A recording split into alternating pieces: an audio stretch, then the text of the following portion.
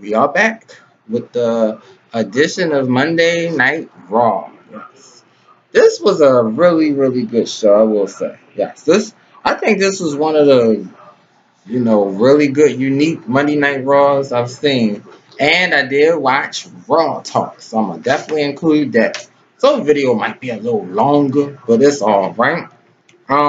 First we started off with Seth Rollins coming out and talking about the match and everything, and I was just like, oh boy, here we go again. But Aleister Black came out, and he was trying to attack Rollins, then Rollins hiding behind Buddy Murphy.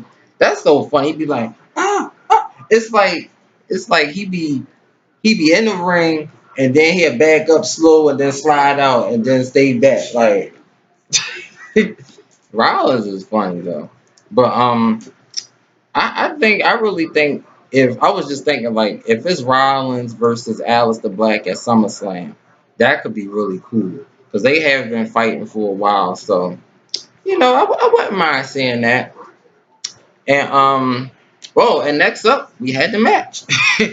We had Rollins and Aleister Black, and it was a really good physical match. I mean, Aleister Black, he was kicking Rollins in the chest, and he was really making him feel all the hits. And he was thinking about what happened to his friend Rey Mysterio at Extreme Rules with the eye for eye match, damaging him and stuff. So he really just was fighting with a lot of aggressive, being very aggressive and stuff.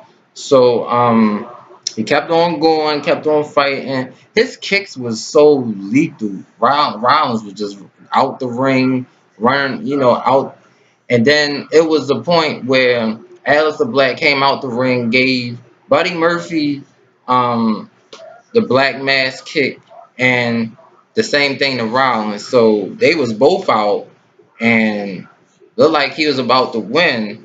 But then Rollins started working on his right arm, and that just changed the whole match. His arm was just, I was like, wow, his arm was just messed up. Rollins was doing everything in his power to just break his arm. I was like, dang. Like, we go from real physical to somebody about to lose an arm. I said, dang. But that's what really swing the momentum of the match. And he worked on it so much that Aleister Black couldn't even get up. So Rollins did a little curb stomp, got the victory. Now, as he was walking back, he turned around, and I was like, oh yeah, he about to do something else. So I was just like, all right, nothing with the eyes, maybe he'll just target his arm. So he did that. So Buddy Murphy came in there, was beating him up. Rollins did the same thing. Then they took him outside and they threw him to the announcer table. And then Rollins had his arm like this, and he did the curb stomp right on his arm. I was like, damn. So Byron Saxton, he was really mad about that. He really was. And Joe was just sitting there like, it's like he was sitting. I said, man, Joe, like, yeah, y'all come over here with me. I'm gonna show y'all. I was like, man, I really hope some more Joe wrestles soon. But it was crazy. I was just like, wow. So they had a little funny segment with R-Truth backstage with MVP and Lashley, and he said he don't want to be in the Nelson. He don't want to be the Nel. He don't want to be in the Nelson from The Simpsons. I said, oh my god, yo. They always make R-Truth say some funny stuff. They really do. Um, but next we had a segment with MVP. Oh, and I meant to say, Shelton Benjamin is now the 24/7 champion because he attacked R-Truth from behind and he got the little roll up victory. So now he's 24/7 champ. I'm like, okay, so where are they going with this title? Because I clearly don't know what they're going to do. But I guess we just have to wait and see. But we had MVP, Shelton Benjamin, and Lashley in the ring, and then Ricochet, Cedric Alexander came out, and MVP, doing all that talk and whatnot. So Ricochet and yeah, Ricochet was like, we got another partner coming out here, and I was just like, okay, who is it? Mustafa Ali. Mustafa Ali came out there, and Bobby Lashley got out the ropes, and they was beating each other up, and I was like, oh my goodness, this was good. So it turned into a tag team match between MVP, Shelton Benjamin, and Lashley versus Ricochet, Cedric Alexander, and Mustafa Ali. I was like, okay, Mustafa Ali is back. I was like, this man, he talented. So, like I said, this was a really good match. And the only thing I was saying throughout the whole match, I was like, Mustafa Ali has to pin MVP. So, throughout this whole crazy long, they was double teaming each other. Man, they was turning up Ricochet. I was just like, God dang. I was just sitting there like, they turned up Ricochet, boy. He ain't doing nothing. So Ricochet came back, was beating up MVP, finally tagged Mustafa Ali, then a match swing. He took care of MVP. He did his little 450 splash, and he pinned him. And I was like, good, good, good. I'm happy that he won. Yes, yes, indeed. So we had a few segments. We had Randy talking about his moments and with Edge, Christian, and Big Show. He was talking about his match with Mick Foley. I remember that match. That was a really good match, and it really showed a different side of him. And I mean, that was Mick Foley, man. He was bringing it. He made Orton bleed, and I think it was like a no holds barred match, but he won that match. I mean, he had thumbtacks in his back. Y'all, if y'all want to, that match was crazy. It was Orton versus Mick Foley. I think it was back in 2004. I forgot what pay per view it was. But yeah, it was back in 2004. It was a crazy match. But yeah, it's like I said with Randy. I think he's a great wrestler. I just don't think he's like the best wrestler. I don't know. I just don't. I don't think that. I mean, he always been sadistic and he always been taking people out, so it's really nothing new. But all these punts to the head, man, like it's not even about making a statement. Like you want really not. It's not even about ending their wrestling career. You going to end their life career because they might come back and like be turned like be blunt like just be brain damaged. I mean, I know people be saying, it's he not really punting them, but man, if you like he's punting them right here to the temple. So that could cause a lot of brain damage. I mean, like I said, he's cool, but he's Randy, so he gonna go off and be crazy. Um then Big Show had an interview and was that Christian had an interview and he was hoping that Big Show knock out Randy for what he did to him, which was crazy. Like that low blow from Ric Flair, then the punt. I was just like, wow. And we saw Ron Simmons talking to the Viking Raiders, and he was talking to Angel Garza and Andrade. I was like, okay, Ron Simmons is back. Maybe just giving them some advice. And also, I was thinking at SummerSlam, well, it should be the Street Profits versus Cedric Alexander, Ricochet, Andrade Garza, and the Viking Raiders, like in the ladder match for the tag team title. They need to include Cedric Alexander and Ricochet because they are a good tag team. They haven't been using them as much, but I really hope they do though. I hope so. Um, Next we had Peyton Royce versus Ruby Riott. So just to cut this match short, Ruby Riott did the Riott kick to Peyton Royce and got the victory.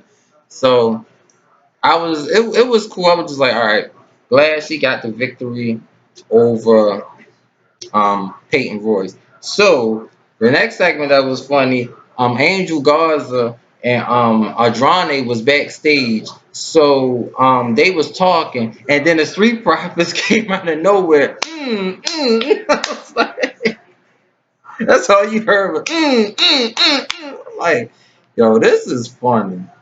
And he was like, y'all want the smoke? Y'all want the smoke? I said, yo, they is so funny, yo.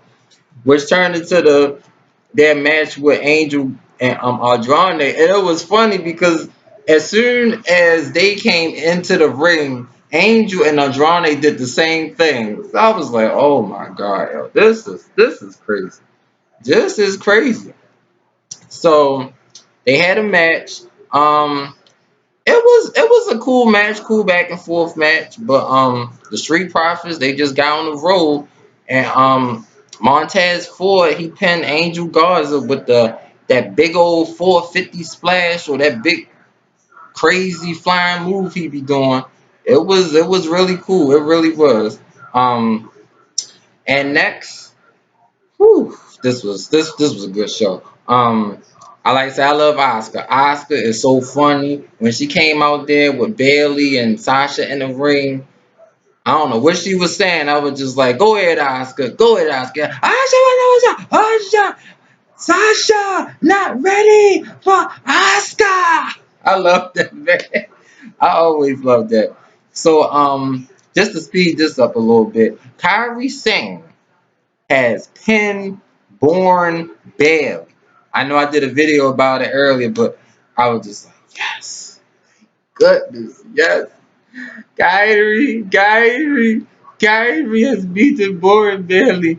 The title will really change at SummerSlam. Look, just let Kyrie Sane be the champ or somebody. But that was fun.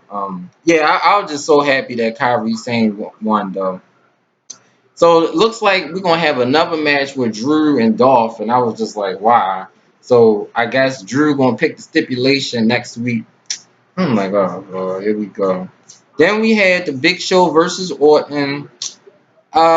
Just to sum up this match, Big Show dominated the match, and then out of nowhere, Angel Garza, Andrade came down there, tried to attack him. Viking Raiders came out. They cleared all that out. Then the match turned for Orton, hitting him with a lot of chair shots. Did the DDT. Then he did a arc. He did about two RKO's for the victory. Then I was just like, all right, I know he gonna punt him. So he punt him in the head, and I was just like, oh Lord. Then of course, he yelling in somebody's ear like, God, you gonna get somebody brain damage. I told you, I'm the legend killer.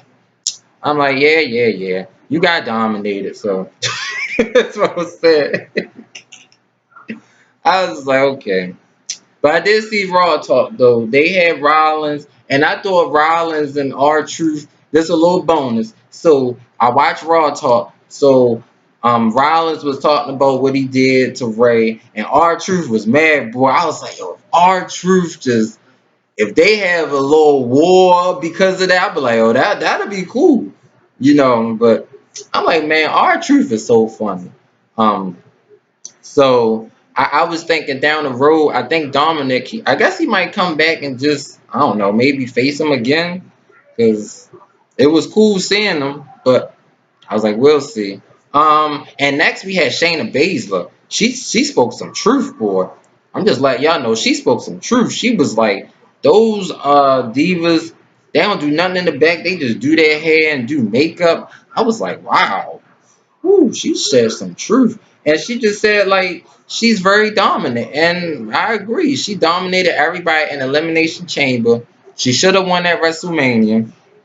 I don't know why the match was like that, but, I must say this. Whoever wins next week between and Oscar and Sasha, Shayna should come out there and be like, I'm in line for a title match, or just come out. She probably just gonna come out there and attack both, or just attack both of them, or something. Like that's how you make your statement for real. And she said, just people is just scared to face her. I mean, I know she fought a member of the riot squad and broke their arm. I remember that, boy. And I was like, that girl was a heel. I was like, look, somebody really break or hurt your arm, pain or no pain, you gonna feel that.